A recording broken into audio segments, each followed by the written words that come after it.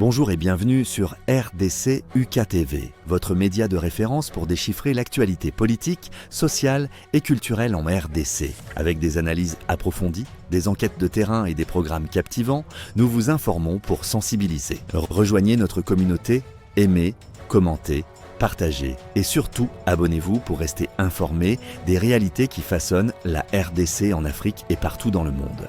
Page d'histoire, la vie d'Alexis Tambwe Mwamba, un personnage atypique. L'une des principales caractéristiques de la personnalité d'Alexis Tambwe Mwamba, que ses intimes appellent ATM, est qu'elle ne laisse personne indifférent. Quand on fait la connaissance de ce politicien et avocat de talent, on ne peut que l'admirer ou le détester. En effet, il se distingue par une apparence physique très soignée, des manières polissées, un phrasé monocorde et une diction parfaite qui font de lui un personnage atypique dans un environnement où parler en vociférant et en gesticulant est la norme.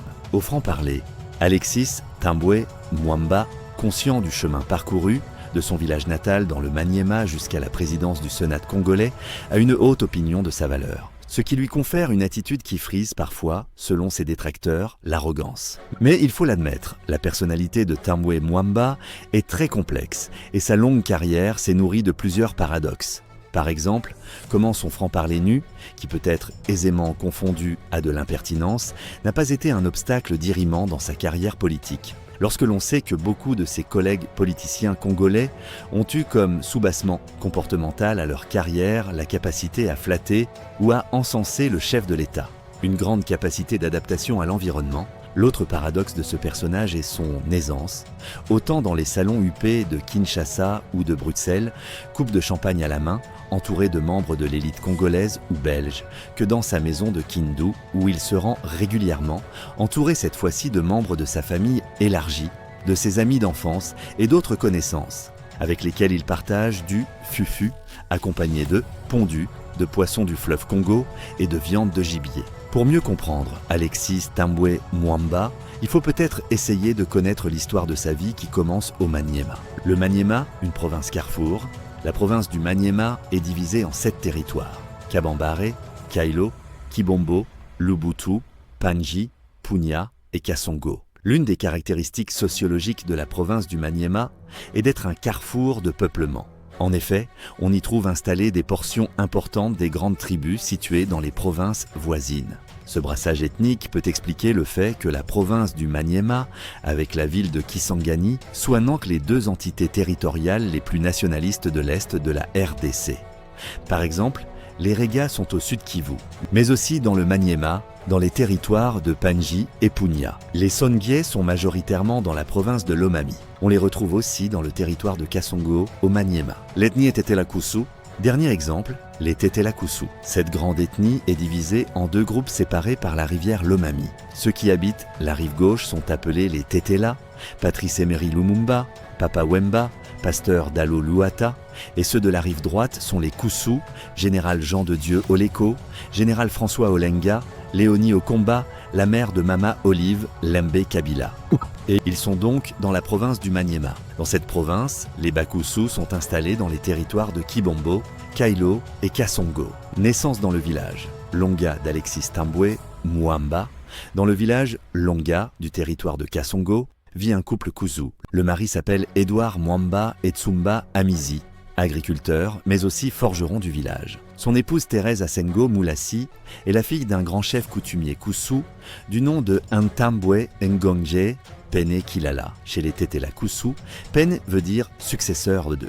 Le 6 mai 1943, faute de maternité dans les environs, Thérèse Asengo va accoucher derrière sa maison, avec l'aide d'une sage-femme.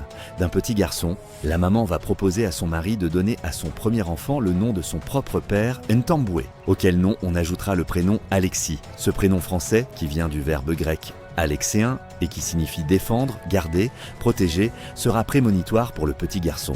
Puisque, en effet, durant toute sa vie, Alexis Tambwe Mwamba sera le défenseur, le gardien et le protecteur de sa grande famille. La trinité familiale qui a façonné le petit Alexis, 3 personnes vont marquer d'une empreinte indélébile la tendre enfance du petit Alexis. Premièrement, c'est sa propre mère. Fille d'un grand chef coutumier, elle a épousé un roturier par amour. Cette femme de caractère, avec beaucoup de principes, va transmettre à son fils aîné la conscience de son rang social élevé, lié à la noblesse du sang coulant dans ses veines. Elle imposera alors à son fils un comportement digne d'un prince et le respect des valeurs attachées à son rang, le respect des autres, l'honnêteté, la franchise, le courage, la propreté, la générosité, etc. Le grand-père, son modèle.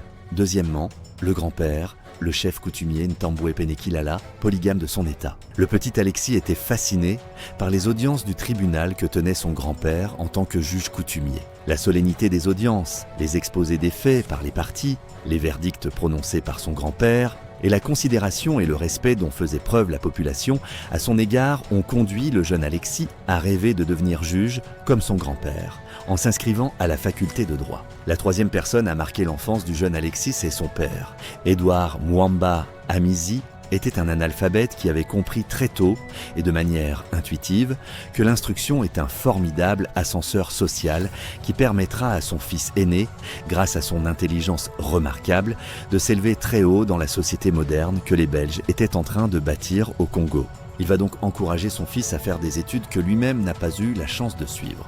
Édouard Mwamba inscrit son fils Alexis à l'école primaire.